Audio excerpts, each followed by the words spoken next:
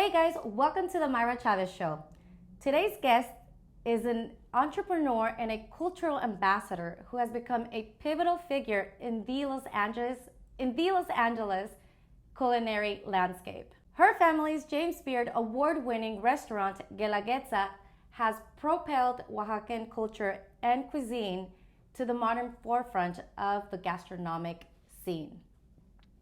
Because of her passion for Oaxacan cuisine, Bricia has authored a best-selling James Beard nominated cookbook, launched 2 direct-to-consumer brands. She has expanded her digital reach with a blog and a podcast, and has recently released her latest cookbook titled Asada, The Art of Mexican-Style Grilling. Join me as we hear more about her journey and why she is named Queen of Mezcal.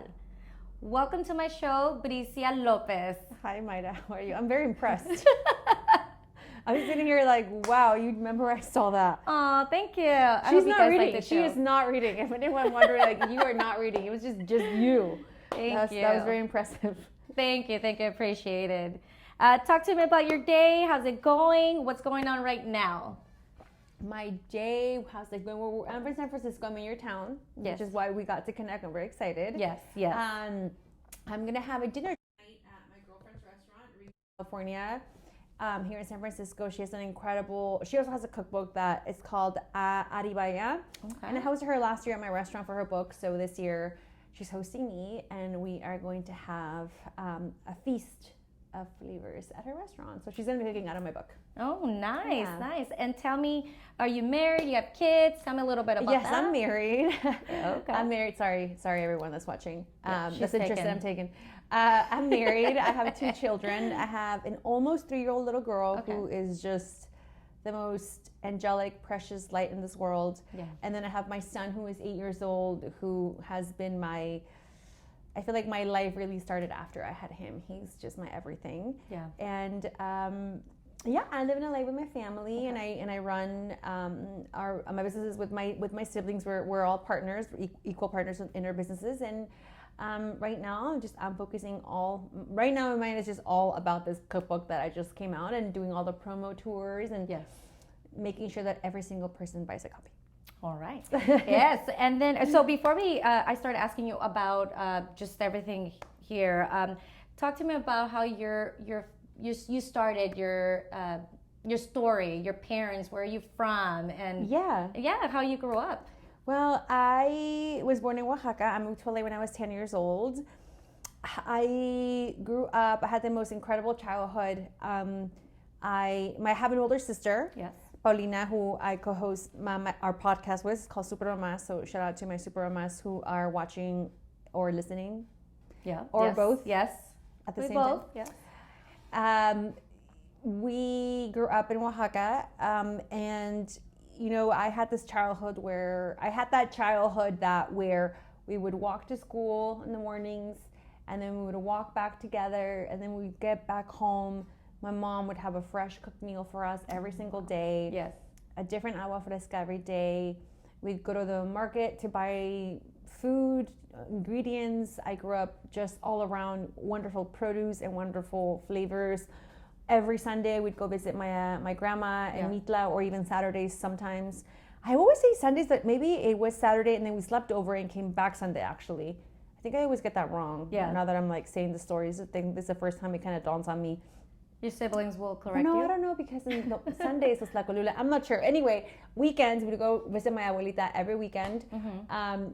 And we would stop at Tlacolula market and just grab a bunch of ingredients, take them to my grandma's house. She'd cook, and I'd hang out. I'd witness my grandma just take the heads off the chickens and peel them, make fresh caldo de pollo, and we would just have the best food. I was just around the best food all the time. My grandma's hair, I always remember my grandma's hair always smelled like smoked pasilla chiles, and that's just how I had a great childhood. Yeah. And then I moved to LA when I was 10 years old, which was completely different.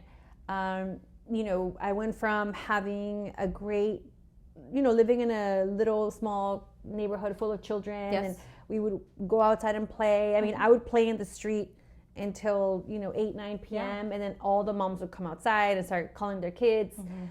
We even had a quinceañera for our skipper, for a Barbie, and then all the moms like from the neighborhood made the quinceañera dresses. Like I had a great childhood, and I really grew with community. And then we moved to LA, and we lived in the spare bedroom of my aunt's 2-bedroom apartment. Wow. And we all shared a bathroom. I don't even know how that worked. So it was my parents, their 4 children in 1 bedroom, and then my aunt and her son in the other bedroom. And I think, it was 1 bathroom. I don't know how that worked. I don't remember. We make it work, I think. Yeah, I don't remember. I mean, I was 10 to 12, and then I went to school, and I don't remember. The only thing I do remember is like not being able to go out and play and how different that felt. Yeah. Like compared that. To Mexico. Yeah, compared to, not being able to walk in the streets, nonchalantly, not being able to walk to school, and learning how to be afraid of the streets in a sense. My restaurant was in Koreatown in LA. There was a lot of cholos back then in the streets, and always being afraid of the cholos, and oh my gosh, just stay away from the cholos. That was it. That was like everything my parents would say. So it was like a very different experience. And I just grew up in the restaurant industry. My parents had opened my parents had opened a little restaurant called Guelaguetza, and I worked pretty much every day. How old were you when they opened it in 1994, right? Yeah, 10. So that's when I moved to LA. My dad had already lived here for about 9 months. He had opened the restaurant, and we moved here, and I've just been working at the restaurant ever since. Okay. And did you like working at the restaurant? Did you ever feel like you were gonna want to run it, or how did that go? When I was in high school, I worked every after school. I worked every weekend from 9th grade up until college. I never really had a day off. I didn't go to prom. Like I never went to any trips. It was just all work. So I grew up very resentful of the restaurant because I felt as if it had stolen something from me, my childhood or my experiences. Your girl can't do any sports. I don't do sports. I don't dribble. I don't do anything. I can't kick a ball. I can't even shoot a hoop. I don't do any of that. But I am but I can walk into any restaurant and like serve every single person within 10 minutes. Like I'm really, really good. That's your hustle. That's the restaurant industry. Yeah, right? I can definitely hustle, and that's what I learned. Those are the things that I learned during that period of my adolescence. Yes. It wasn't extracurricular activities or anything. I think we were talking about before we started recording how I had horrible grades. Yes. And then I was thinking, like, my parents never even cared. like no one cared. No, they really never. They never cared. They never knew. Yeah. They never knew if I was going to go to college or not. They never knew if I went to school or not, because they were so consumed in my work, and they were so consumed by the restaurant. So I never thought I wanted to do that for a living. Okay. I wanted to do other things, but my dad never encouraged other things other than the family business. So I wasn't sure if I was going to take it over, to be honest. Then in the mid 2000s, the economic recession hit. Whenever that was, 2008, 2010, I don't remember. 2008. Whenever the collapse of... We all felt it. Whenever the collapse of the mortgage industry happened. Yes. It was detrimental to my family. My parents pretty much had to file bankruptcy. Their restaurants were all going to go under. A few did. There was only one restaurant that was left standing, which is the one that I still run with my siblings. Yeah. And my parents retired, and we bought we bought the business from my parents. When we bought the business from my parents, they retired. They moved. And for anyone sort of in this family industry dynamics, that that's how we made it work. Did you guys have a meeting together and say, you know what, guys, our parents are going to retire. What's going to happen to the restaurant? Did your dad say, hey, do you want to take over? Can you take over? How'd it go? Just real quick. I don't know if I remember this exactly as it went. I do have this faint memory of just my father telling me that like the party was over. Yeah. And that he had like, him telling me like, I don't know if you feel like I have some secret stash of money somewhere. Like, I don't. Yeah. I don't know, what do you mean? Because I feel like kids always feel like there's a secret stash of like like of money somewhere that Yeah. it would just keeps on coming. Yeah. I certainly thought that. And that's when I realized that it wasn't, and he was going to sell everything off, and the only thing he had left was the restaurant. And you know, I can't tell you it was like one meeting and everybody got together, but I think at some point we did sit down, and my siblings and I decided to take over the business, and then we you know, we obviously, my siblings and I didn't have the money to buy the restaurant, so we drew up a contract, we bought the business, but we came up with an amount that was fair for what the business was worth at the time. And then my parents signed it, we signed it, they handed over the business to us, and then we came up with a 5-year payment plan. So then we would pay them monthly. Which is the way a lot of people buy. You guys did it the right way within a business, so there's no, like, you know how having a family business is not easy. No. People, you know, families get broken, or things get, you know, lost, and things are said, and I thought you said this, so I thought this, but you guys wrote it down and just. Oh no, it was like a very legit contract. And you know, we started a fresh new company, fresh new books. All the licenses were transferred over, and now it belonged to a new entity that was owned by my sister, my brother, and I. And we then started to really grow within ourselves and realize what were our strengths, what were our weaknesses, what we loved about the restaurant industry, what some of us didn't. And then I began to really love the industry, because I wasn't really then I wasn't working for my father, or you know, he's a very strong-willed man who really wasn't open to anyone else's ideas. And I think any family business would understand the dynamics that you have with your parents when they're also your boss. And that's the relationship I always had with my dad. So my parents at that moment retired, and we've long paid off our debt to my parents, plus, and we continue to provide for our parents with merit, and we love providing for our parents. Isn't that awesome? No, it's amazing. And it's really, really great to be able to provide for them now, since they provided for us for such a long time. But I mean, like many Latinos families, they didn't have a retirement plan. But they have us. And I mean, you guys have took it over. I wanted to ask about the food, Guelaguetza. Are they recipes from your grandma and your mom and your dad, or where are the recipes from? Well, when you go to Oaxaca, honestly, you will find the same recipes that you have out of my restaurant. We have a very, very traditional restaurant. The recipes, the flavors, the dishes that you eat are dishes that my dad ate as a child and his dad ate, or the dishes that my grandma would cook and her grandma would cook. I mean, memelas, clayudas, mole, that has been around for generations. So it's just it's one recipe, but then it's evolved in who really is cooking and who really is portraying that dish at the time. And today, Guelaguetza just tastes like my siblings and I, and the way that we like to eat those.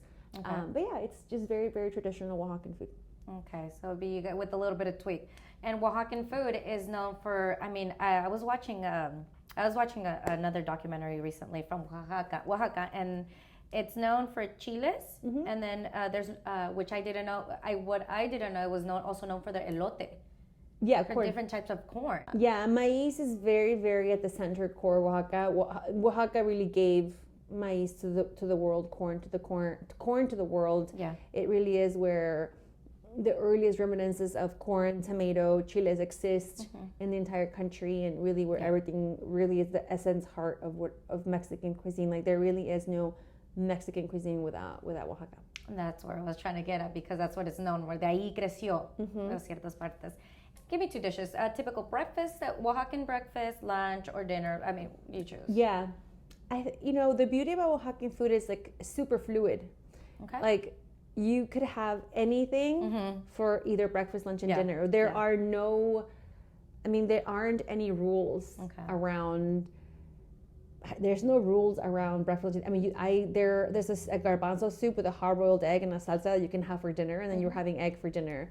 Because people think that traditionally you would have egg for breakfast. No, I mean, even there's for another, dinner. there's another dish called higaditos that doesn't have any higadito. It's just a soup it's like a brothy soup with whipped eggs inside that people can have for lunch and for dinner. Okay. And then you can have clayudas for breakfast. Yeah. Sometimes my parents love to have caldo de pollo for breakfast. Yeah, I've had it. Like there's no rules on what breakfast, lunch, and dinner is. It's just whatever is there and what you want to eat at the time. What you want to eat at the time. Yeah.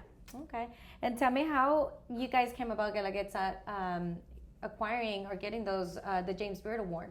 And how did you feel about it? Yeah, I don't know if there's a path to getting a beard. It really is, you just get a phone call. Oh, wow. Yeah. That's how it was. That's just how it is. What did you guys do? Yeah, there's nothing that, like, you don't enroll in anything, or you don't apply.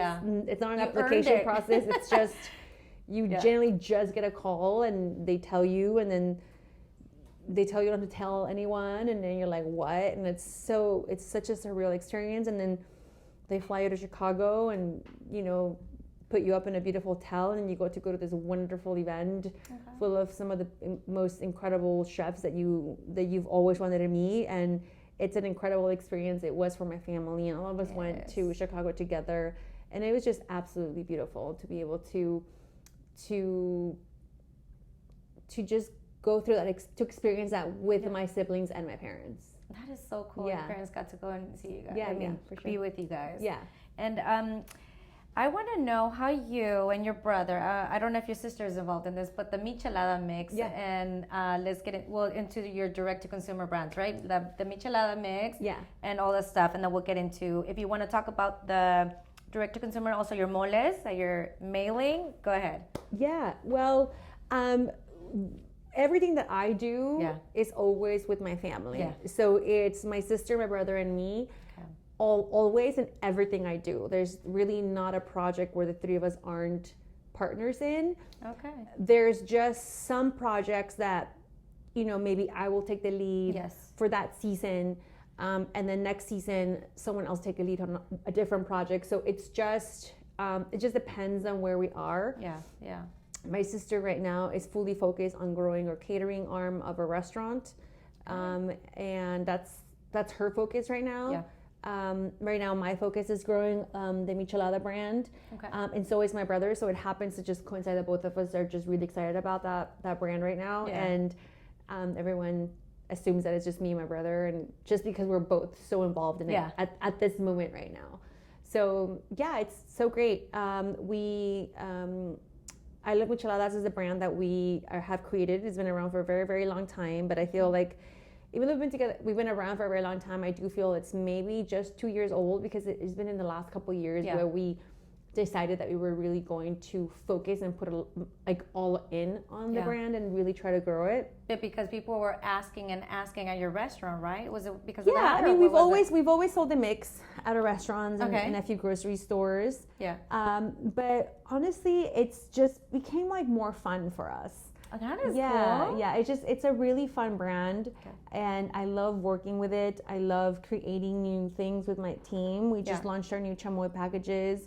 And I think this is pretty cool because this is on the go. Recently, you went to what event and then you used it? I use it all the time. Okay. I always have one in my purse. In your purse, and then she used it. And my son, cool. It's so funny. My son was at school, so my son always, he's like, bring more chamoys for the office. So my son puts it in his backpack. Oh, cute. And they give it to all the kids. And we were at this school event. And then this kid came up to his mom and was like, Mom, scan this code, Mom. Scan this code. She was like, give me your phone. Here, order more, Mom. I was like, all right, it's working. So I have my son just slanging, seeding all these children. I was like, we got at least 3 sales today. I was like, so good. Go one sale at a time. So that's fun for me. Yes. I think generally I love selling shit. So I mean, but isn't it cool? Your son is guys, my mom and my uncle are selling this. They make this. He doesn't say he generally just says my mom, but yeah. Oh, okay. My mom. But isn't that cool? ¿No crees que he's proud of you. He's proud of your work, and I feel like that's a great legacy to leave. You're leaving because you're showing them work and creativeness. Yeah, I hope that's what I'm showing. I think so. I hope so. I mean, you know. And chamoy, who doesn't love chamoy? Yeah. For the micheladas. And then tell me who came up with let's have chamoy on the go, like little packages? That was my brother. So that's kind of like how we work so well together. I feel that, you know, my brother's super creative. Yeah. But he's also very tactical and very just, you know, operations driven. Yeah. So he's the one who found the packaging. He's I love the packaging. Yeah, that's all my brother. 100%. Wow. And he even wears piñata, right? The piñata. No, that it wasn't a piñata. It was a michelada bottle, right? We have our micha man. Which was. Who I don't know how it just started. Calzones, I wanted to talk about it before I left. And then on your website for I Love Micheladas, you also had calzones, right? Yeah, we have some really fun merch. That's cool. Yeah. We, you know, we just both decided, you know, what was the next product we were going to launch. Chamoy was always what we wanted to do. It took us 2 years to launch this product because we wanted it to be different. We tasted all the chamoys that were out there, what we liked, what we didn't like, what we thought was like being overdone, what was being oversold, like all these things. And though these conversations are just being done between my brother and I, and then, you know, he'll bring up some ideas, and then my designer and I work together to come up with a look. We have an incredible designer, and then, you know, from there it just becomes brainstorming and figuring out how we sell it, what we can do, the collaborations, and that's all fun for me. Yeah, that's all things that really excite me and you know, keep me busy and fun. So yeah, I mean, I can just imagine. But like, I don't know, like if you tell me like how does this get into this packet and how does it get to a store? I have no idea. I mean, I'm like, I don't know, call my brother, like he'll tell you. Call my brother, he'll let you know. Like if you tell me like how this thing, like how they put it all together. Like one day I walked into the office and we have a warehouse, we make everything. Yeah. And there was like a new machine and he was like, look, come. And I was like, I sure. ¿Qué quieres? I'll watch it. Yeah. I'm like, look how this machine like is now going to, you know, seal the boxes and he's so excited. It's gonna save things. Like 3 cents per bottle. And I'm like, okay. Yeah.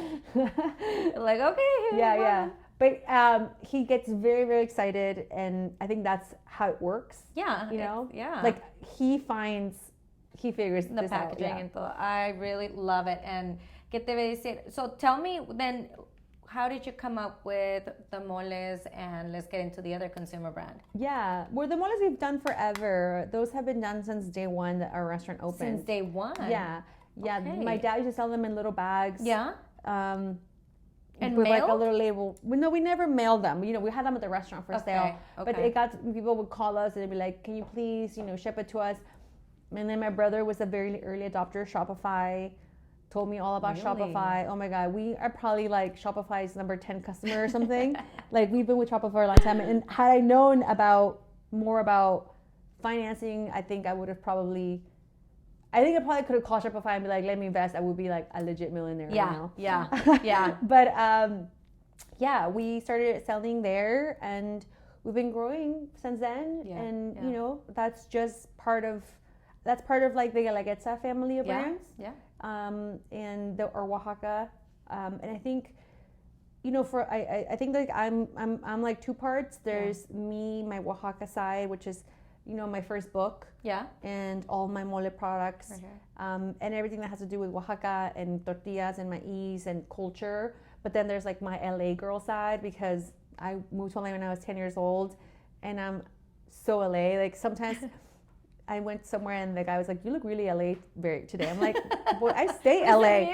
I'm like, of course, that's who I am. Like, I take that as a compliment. I freaking love being from LA. I'm a Latina from LA. I'm very, very proud. Yes. And that part of me is, you know, my second book, my asada book, the chamoy, the micheladas, like that's that personality of mine, is that duality, is my culture and then my LA girl side. And you know what? That is really, that's really cool that you mentioned it, because I've actually, growing up, I've struggled to be ni de aquí ni de allá. And I always felt, for a while, I used to feel like down because I couldn't be full United States American girl because I was Mexican American, right? Then I wasn't Mexican enough for other people, so it was really hard to be like, oh, me gusta la banda, pero me gusta el R&B, you know, and it was hard to just balance everything out, and it's just I just think that out. the world always makes you decide. Yeah, that exactly. I think that's what it was. Yeah, like, I felt like I had to decide. Yeah, and you don't have to decide, you know? No. Like, I don't know. I feel like I can be both. Like, I can have my culture and have like bleach blonde hair. Yeah. And I think that really changed a lot of me too when I went blonde and did this whole like platinum blonde, like, because I felt for a long time like I couldn't because, you know, I'm representing my culture and you know, I'm gonna get judged. Yeah. And I did it, and I was judged, and people did come at me. Yeah. But then I'm like, you know what? Yeah, who cares? Yeah, es lo que tú quieres, como tú te sientes, ¿no? Yeah, like, I don't have to be anyone that you want me to be to make you feel comfortable. Yeah. I can be who I want to be, and no one's going to take my culture away from you. No one's ever going to take my Oaxacaness from me. Not bleach. Bleach is not going to take who I am. Yeah, bleach hair, you know, no. like, I'm not, bleach is not going to take away my culture. Yeah. It's just, this is who I want to be right now. Yeah. Right now I want to be blonde. Yeah, blonde. And I can. Later. Yeah. Yeah, luego la mejor pink hair. I don't know. Yeah, I don't know. Yeah. You know, so I think like the world always makes you choose or makes you think that you have to be one or the other. You can't be both. Yeah. And you can. I think you can, you know, you can. You just have to be whatever you want to be at the time you want to be. Yeah, I agree. And you do. And I like that you find time whenever you can to stay authentic, and you actually go back to Oaxaca often, right? Oh, and yeah. I have a house in Oaxaca. Oh, nice. And my parents live there, my family lives there, and yeah, I mean, Okay. I have a lot of friends there. I have a whole community there. I have a whole life there. Oh, cool. Yeah, so it's beautiful. Is your grandma still alive? No, my grandma's not alive. Okay. None of my grandparents are still around. But you have the beautiful memories that they left you. That she left you. Yeah. All right. Well, my parents are still here. Yeah, and obviously you just said right now that they're in Oaxaca, so they moved to Oaxaca. Yes. Yeah, right? they moved to Oaxaca. So that's your perfect excuse to go. Oh yeah, they live full time there. They've lived there for 10 years, I think now. Yeah, and they're living the life. They love living there. They don't like LA anymore. No, it's different. It's a calmer pace, right? Yeah, it definitely is way calmer. I would like you to go in as much detail as you would like. What's the difference between book number 1 and book number 2? Yeah. And the challenges and what you loved about it, what you learned. Yeah, I learned a lot. Yeah. So my first book the name of my first book is Oaxaca. And Oaxaca, it really is all my family. Yeah. It is the recipes that we grew up eating as children, recipes that my mom grew up cooking for us. And the first 13 pages of my book are all about my family's history, how we grew up in the industry, how when we moved, everything that we spoke about earlier. Okay. Everything it's my family's life documented in print. And then you get to see the food that brought us, the food that we brought to the U.S. Yeah. And what we are right now, and this history about the restaurant and my family and everything. And you know, sometimes I read it back because I need to go back for reference, or someone mentioned something and I go back and I read it, and it really just brings back so many memories, and I forget that it's just pretty much an encyclopedia of my life and like our family's history. Yeah. So I always love when people read the book. Yeah. Like sometimes people look at the book and they're like, oh, it's a cookbook, and then it's really big, right? Yeah. So it's like, well, I'm not gonna cook it. Like, just go through the photos, how it's beautiful. But you know, if people would just take the time to read just the first 13, 15 pages, it would mean so much, not just for me, but they would understand the life of an immigrant family in the U.S. period. Because it's my family's story, but it's everyone's family story, and what everyone has been going through, and so many similarities and other immigrants, especially people who grew up in restaurants. Yeah. You know, restaurant kids, because that really is what a lot of immigrant families do. They open restaurants. So that really was just like a really deep dive into my family's history, heritage, and culture. And then the second book, Asada, like I mentioned earlier, is just really all about my LA life. It's about what I love, where I am today. Yeah. You know, what I love hosting. I love hosting people over my house. I love having parties in my house. I love having carne asadas. Like, I live for that. I live for having asadas in my house and people coming over and having a good time. Yeah. And I have a lot of friends who are DJs, so sometimes I have DJs in my house. Oh, that's cool. Fun time at Bricia's yeah, house. and then everybody. Cuando quieras me invitas, o sea. And then it's so funny because sometimes, you know, friends from my kids' school will come and they're like, "Do you just always?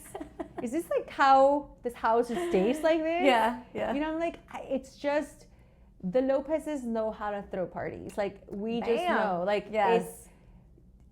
What is Bricia's party? Food, music. Yeah, you decorate the tables, right? Is it no, just like this or no? I'm not much of a landscape. So I'm not much of a landscape kind of gal. Like I let the food be the landscape. Like the food is the decoration. Yeah, yeah, yeah. You know, like sure, like I'll have a few plants here and there, but that's like we're at Thanksgiving or something, you know. If I'm having, you don't get fancy. Like if you're coming to my asada, like I'm not pulling out my china, like you're eating in paper plates. Yeah, so okay. You don't want to wash. Yeah, you're. I love it. It's paper plates, paper cups, and that's the way to go. Yeah, and a lot of just adult drinking.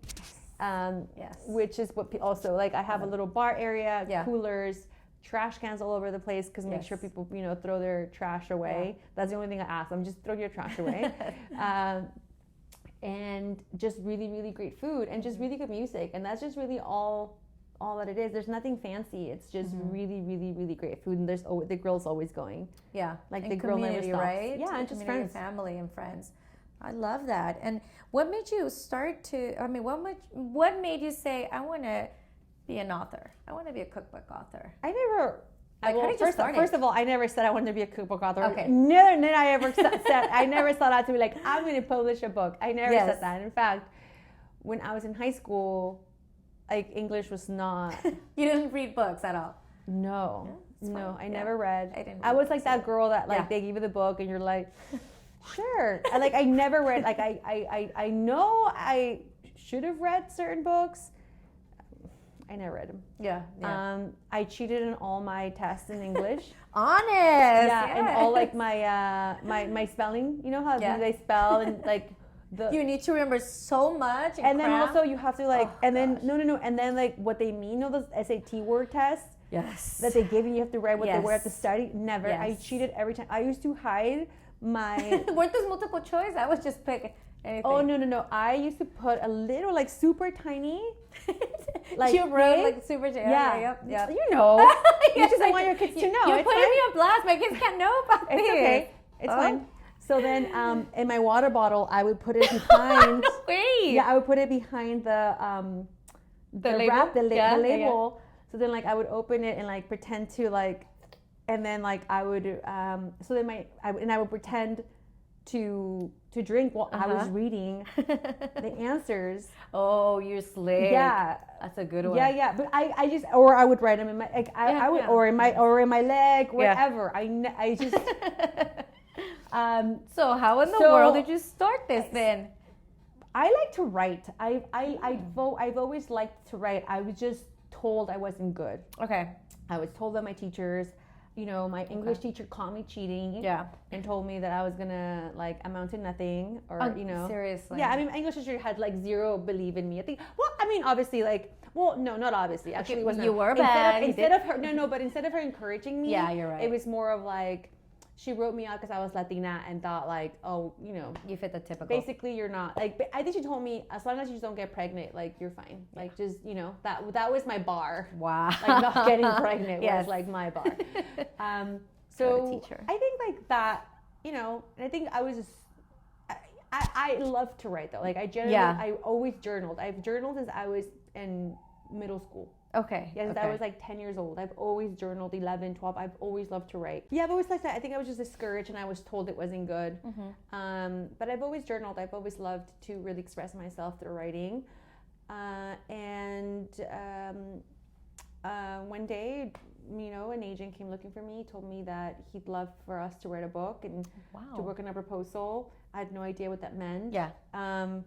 And I was like, sure, maybe not. I had just had my baby. Okay. And then years passed, like 3 years passed, and he would always follow up with me. Like every 6 months, he would follow up with me. Wow. Until I think my son was like 3 or something. Yeah. And he said, hey, so like, what do I need to do to get you to write this book proposal? Yeah. So, I sat down with him and I asked him, okay, so tell me what the process is. Yes. And then let me work backwards from there. Okay. So he explained to me what the process was like. And I realized that I needed to have a partner who would write with me. Mm-hmm. And that ended up being like one of my best friends, Javier Cabral, who is also the editor-in-chief at LA Taco, and who has been my friend for close to 15 years. He's pretty much like my little brother. Yes. And he's a phenomenal. He actually writes for a living. Okay, so full control, trust, huh? Yes. So it was mostly my words through his fingers. Okay. That's kind of how we would describe our relationship. But I wrote a lot of the stories. I wrote a lot of it myself, and then it was more of his editing. Him, finessing it, inserting other things that maybe I may have missed during our interview, things like that. Yeah. All through just really my voice. Yeah. But yeah. What was the most tedious part of writing books? What was what? What was the most tedious part of writing the books? I think the most daunting part about writing the book is just starting. Yeah. Was it because of time or because you had ideas but you didn't know how to put them together, or? I think it's just with the first one we had no idea we were doing. Yeah. So, I think for the first one, right? So it took us a while. That one took a while to put together, write and test, and testing the recipes and making sure that everything worked, and just it really was trial and error. My second book, I feel we had it down. Yeah. So that one was a little bit more streamlined. Yeah. That one, it took me, I think, a day to write down the skeleton of the book, of just how I wanted it to be. Yeah. What the intro was going to be like, what the pantry was going to look like, what the recipes were going to be, how it was going to be broken down. And then I started going, okay, I'm going to then break them off by recipe, and then I figure out how many recipes I can do a day. Yeah. And then I figured out how many, and then it just became a matter of just time and doing it and testing them. And, I think not the most daunting or tedious, but the most soul crushing was spending an entire day on a recipe. Yeah. And at the end of the day, the recipe not working. Yeah. Or it not tasting good. Yeah. That was really difficult because these are recipes that I knew I've done before, but I've never developed for a recipe. Yeah. They're just I just kind of threw in yes and no. Yeah. But having to measure everything, and there's just so much stuff. It's, it's putting together a formula and then that formula not working at the end. Yeah. And you have to wait hours to see the result. That really hurts. That's when at nighttime you cry and you think I spent all day doing this. Well, it's not just doubting yourself, why am I doing this? Do you consider yourself a great cook?